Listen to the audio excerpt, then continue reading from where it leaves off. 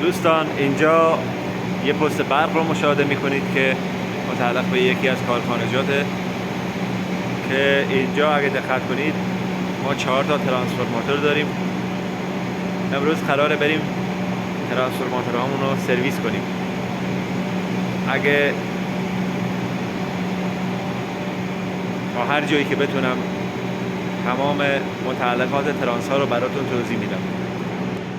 قبلش راجع به این فنسی که اینجا هستش و در واقع محافظ بین ترانس ها و بیرون هستش توضیح بدم که این فنس رو به خاطر این گذاشتن که این ترانس ها یه محدوده ای دارن. به هر حال ترانس فشار قوی هستن و اینکه نباید زیادی بهشون نزدیک شد. حالا ما برای سرویس نزدیک میشیم ولی بحث رو کلی گذاشتن که نباید از این مقدار بیشتر نزدیک بشیم.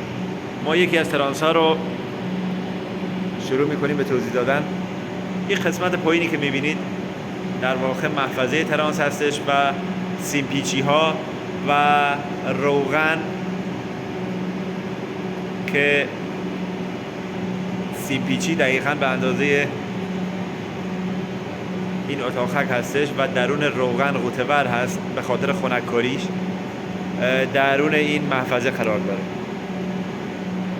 این کابل‌های قرمز رنگ رو که مشاهده می‌کنید خط 20 کیلوولت که وارد ترانس ما میشه. در واقع به وسیله این مخره ها از بدنه ترانس عایق هستش و وارد سیمپیچ های ما میشه. خروجی های این نوع ترانس ها از طریق این باسبارهایی که از بالا از هر ترانسی خارج شدن وارد اتاق LV ما میشه و اونجا دیگه بین مصرف کننده ها تقسیم میشه. همونطور که مشاهده میکنید 4 تا خط باسبار از اون قسمت خارج شده که هر خط متعلق به یکی از این ترانس هاست. مخره هایی که اینجا مشاهده میکنید وظیفه عایق کردن ورودی مدار نسبت به بدنه رو به عهده دارن. این مخره ها اگه دقت کنید کابل بالای اونها با بست‌های مخصوص چفت شده و از درون این مخره ها چون هیچ چیز دیگه ای وجود نداره از درون این مخره ها وارد سیمپیچ های ما میشه. همونطور که نگاه کنید یه قسمتی شبیه لوله از زیر این کابل‌های قرمز و روی مخره خارج شده. اگه دقت کنید این پایینش هم 3 تا برجستگی وجود داره که اومدن بیرون. اینها به خاطر اینه که اگه زمانی ترانس ما خدای ناکرده دچار شکست عایقی بشه میدانی که از این بالای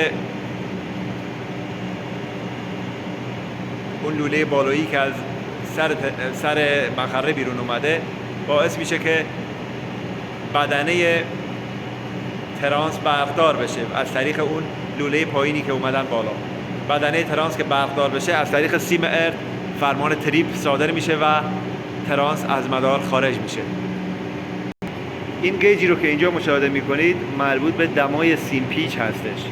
دمای سیمپیچ های موجود در داخل ترانس که ما نمیتونیم اونا رو ببینیم که اگه دقت کنید محدوده مجاز این نوع گیج ها از طریق این عقربه قرمز مشخص میشه ولی اون عقربه مشکی دمای فعلی سیمپیچ ها رو نشون میده که الان حدوداً 40 درجه است و زمانی که به اون محدوده قرمز رنگ برسه از طریق برنامه‌ای که برای این تعریف شده درون PLC ها و از طریق این کابل ها فرمان داده میشه که سیمپیچ های مدار از مدار خارج بشن و ترانسفورماتور در واقع قطع بشه. قلب تپنده ترانسفورماتور رو مشاهده میکنید. در واقع این تجهیز یکی از قطعات حیاتی ترانس هستش که اگه نباشه خیلی از ترانس ها دچار اشکال میشن و میسوزن. این قطعه اسمش رله بوخلتز هستش.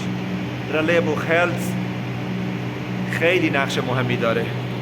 در واقع اگه دقت کنید یک سر رله بوخلز به درون کنسرواتور وصله. کنسرواتور یا همون محفظه روغنه که اینجا هستش.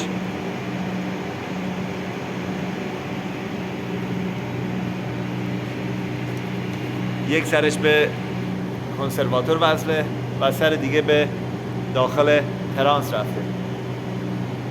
این کار رله بوخلز چیه؟ کارش اینه که در واقع داخل این رله بوخلز ما دو تا شناور داریم. دو تا شناور وجود داره که زمانی که ترانس ما دچار نشتی بشه یا اتصال کوتاه داشته باشه، سطح روغن تغییر میکنه. سطح روغن که تغییر بکنه،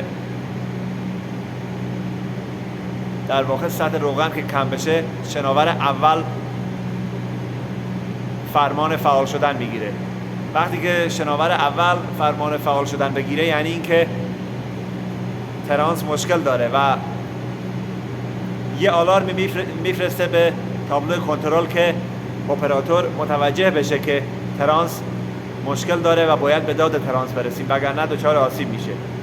اگه اپراتور به داد ترانس رسید و اونو نجات داد که مشکل آلارم ها حل میشه. اگه کسی به داد ترانس نرسید و شناور دوم فعال شد، شناور دوم یک سیفتی مهم هستش اینجا، و شناور دوم اگه فعال شد، در واقع فرمان تریپ صادر میشه و کل سیستم ترانس از مدار خارج میشه. کنسرواتور همونجوری که گفتم داخلش روغن هستش و از زیر به رله بوخلز و از رله بوخلز در واقع به داخل تانک روغن یا همون محفظه ترانس وارد میشه. اگه دقت کنید اینجا ما یه محفظه‌ای داریم که تقریبا رنگش بنفش رنگ هستش و سیلیکا ژل درون اون هست. این سیلیکا ژل ها اگه دقت کنید از بالا یه سری گاز و هوا از داخل این ترانس که هست میاد وارد این محفظه سیلیکا ژل میشه. محفظه سیلیکا ژل هر موقع رنگش تغییر کرد یعنی یه مشکلی وجود داره و باید رسیدگی بشه و اون مشکل رو حل کنه. ولی در حالت عادی که رنگش بنفش رنگه تقریبا میشه گفت که هیچ مشکلی وجود نداره. این قسمت برآمدگی که میبینید قسمتیه که خروجی‌های ما داخل باسبارها شدن و رفتن. مشخصات این ترانس رو ما میتونیم از روی برچسبش ببینیم و بخونیم.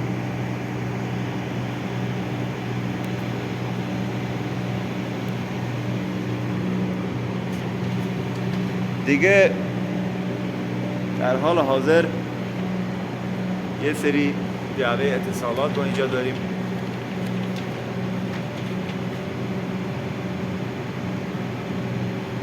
اینجا ما نشانگر دمای روغن رو داریم.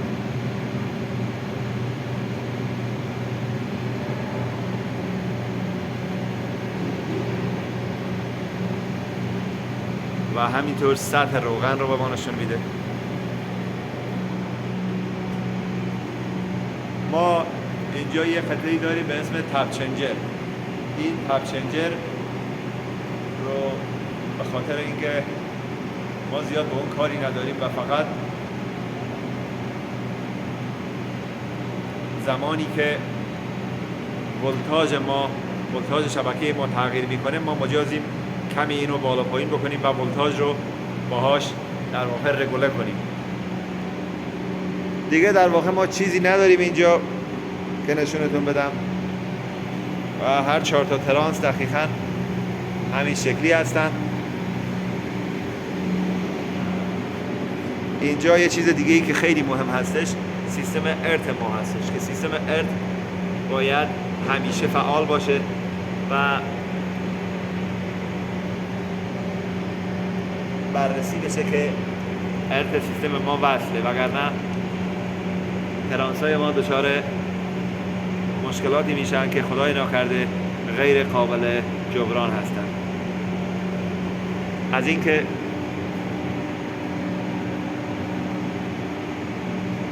این پره ها رو اینجوری نمیدونم میتونید متوجه بشید یا نه، نسبت به بدنه تانک حدوداً یه 30 سانت بیرون ترن. اینا به خاطر اینه که هوا در جریان باشه داخل اینها و باعث خنککاری ترانس بشن.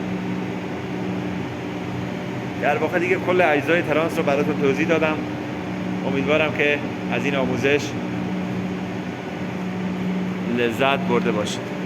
لطفاً ما رو سابسکرایب کنید و اون قلب و زنگوله رو بزنید که پست‌های جدید ما براتون بیاد تا بتونم بهترین پست‌ها رو به صورت زنده براتون بگیرم. ممنونم از شما. امیدوارم موفق و پیروز باشید.